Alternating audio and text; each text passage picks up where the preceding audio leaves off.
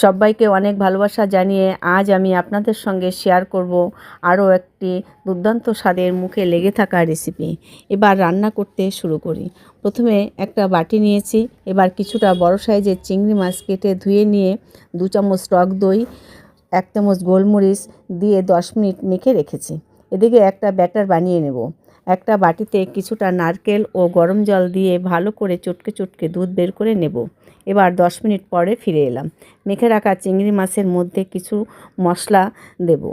হলুদ, লঙ্কা, জিরে, গরম মশলা, লবণ আর সর্ষের তেল দিয়ে ভালো করে মেখে তার মধ্যে নারকেলের দুধ দিয়ে দেব। এবার একটা কড়াইয়ে ঢেলে সুন্দর করে সাজিয়ে 2টো কাঁচা লঙ্কা দিয়ে ঢাকা দিয়ে গ্যাসে বসিয়ে আগুনটা সিম করে হাতে সময় নিয়ে 10 মিনিটের জন্য ভাপিয়ে নামিয়ে নিলেই তৈরি। আমরা চিংড়ি মাছের অনেকে অনেক কিছু রান্না করে খেয়েছি।